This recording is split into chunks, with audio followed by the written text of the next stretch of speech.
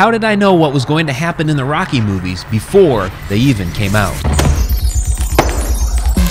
Welcome to Mike's Morning Mug. I'm Mike Ricksecker from Haunted Road Media, and today on the mug we are talking about how I knew what was going to happen in the Rocky movies before they even came out. Yeah, before they came out.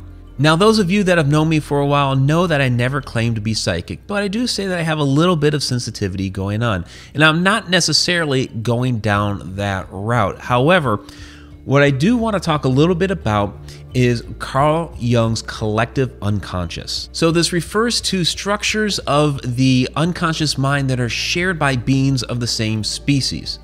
I'm not going to get too technical. I'm not going to get into all of his archetypes and everything. This is a morning mug video, coffee. We're supposed to be waking up, not falling asleep. So what the heck do I mean? Think of it this way. There are ideas floating out there for all of mankind to tap into, womankind as well, of course. And we have the ability to be able to pick up on those things. Many different people. That's why a lot of times people will say, hey, I had that idea first, and people will start, fighting over who had the idea to begin with, even though they didn't know each other from anything, but yet somehow they came up with the exact same idea. One put it out there and the other person's complaining about they're copying me and ends up in a lawsuit. But I don't believe it was purposely malicious, and this is what I mean. So, when I was a kid, and you can say that there's some sort of supernatural quality to this, so we're going to talk about it here on the Haunted Road Media channel. So, when I was a kid, I loved the Rocky movies. Number 1 and number 2 are out. I was a hardcore Rocky fan, so much to the point that kids on the school bus would ask me to punch the seat like Rocky, and I would go ahead and do so. I'm currently wearing a Rocky t-shirt right now. Still am a huge fan. Of course, I went to go see the new Creed movie and all that, which is kind of what spurred on this conversation here. So, I'm also a writer. I've been writing since I was 7 years old. At least. And so one of the things that I did when I was that young, this was before Rocky 3 came out, just the first 2 movies were out, I sat down, I was distinctly remember, I was at my grandparents' house, and I was there for the summer. And to pass the time, because I was a creative person, I wanted to write stories. And so one of the things that I decided to write was my own version of Rocky 3. If you remember Rocky 3, he fights Clubber Lang, Mickey dies, Apollo becomes his manager, he gets his title back, all of that. I had some bits of that in there, like Rocky and Apollo becoming friends. That was in my Rocky 3. Rocky and Apollo become friends. This was before the movie came out, before the novelization of the movie came out, which the novelization came out a little bit before the movie, and I distinctly remember reading that novel before I went to go actually see the movie. Also in my Rocky 3 was Rocky fighting a Russian. Oh, wait a minute here. That didn't happen in Rocky 3. No.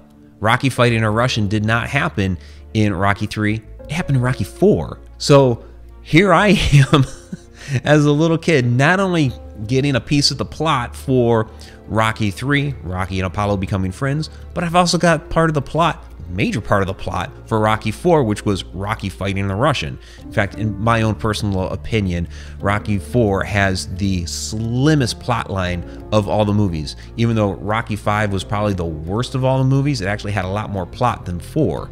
It just wasn't a very good plot. So, okay, that's a couple of simplistic ideas there that, as a creative kid, sure, somebody might be able to come up with that. But we're not done. A couple years after Rocky 4 comes out, and I've seen it a billion times, I've seen all the Rocky movies a billion times by then, I start making some conversation with my mom about the movies, and I'm like, I actually liked it better when Rocky didn't have all of his money.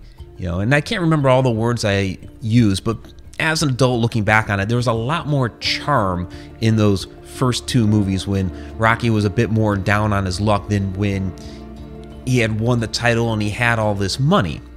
And so I'm talking about this with my mom. Yeah, I liked it better when he didn't have all of his money. Major plot line for number 5. Rocky loses his money and becomes poor again. And that's why I was saying that, it had a lot more plot in number 5, from losing his money and what he has to do and everything. So again, I'm keying in on a major plot line for 5 before 5 is even in the works.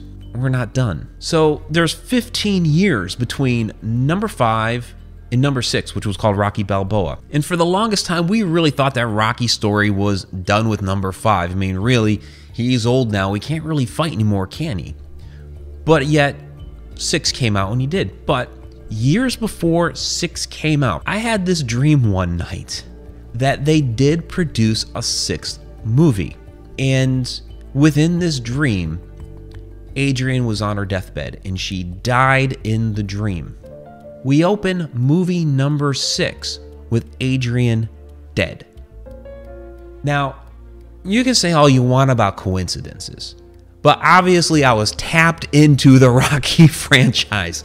I got plot lines for 3, 4, 5, and 6. Boom, boom, boom, boom. Not all the details of the movie. Yeah, Adrian was already dead when 6 came out, and my dream had her on her deathbed, and that was going to be part of the movie and all that stuff. So it was always a little bit different. You know, even the name of my Russian guy was different than Ivan Drago, but still, there's key concepts there along the way that I had tapped into. Somehow my child mind, because I love the Rocky movies so much, and even as an adult, and I was a teenager when the 5th one came out, that somewhere in there I was tapping into the same thing that Stallone was. And Stallone was getting the whole thing and boom, and putting it out there. And somehow I was keen into that a little bit. Whatever my mind, whatever my consciousness, whatever vibration was tapping into that, what Jung calls the collective unconscious that's out there. Now, that hasn't happened with the Creed movies, and I'm guessing because it was a different set of writers for the first Creed movie. Stallone did co-write on the second Creed, but somehow I'm not really tapped into the Creed franchise, even though it's really just a spin-off of the Rocky franchise. But for that set of Rocky movies, like, boom, I was keyed in there. And so you can call it supernatural if you want. I don't want to call it psychic or anything like that. I don't want to go that far. To me, the whole collective unconscious idea from Carl Jung seems to make more sense in this case. I think it's one of those concepts where we talk about everybody has some sort of sensitivities or psychic abilities to one degree or another, and this is really part of it. You know, how do we tap into that collective unconscious? How do we tap into those ideas that are floating around out there? You know, how do we have, it's almost like a bit of a premonition, if you think about it. How do you get those ideas that aren't coming about for years down the road? And it's all part of that idea that we are connected as human beings. Maybe not physically, but our spiritual plane is all connected to one degree or another. Something to mull over while drinking your coffee. And please feel free to check out all of our other videos here on Haunted Road Media where we delve into different concepts like this. I'm Mike Ricksecker. Till next time.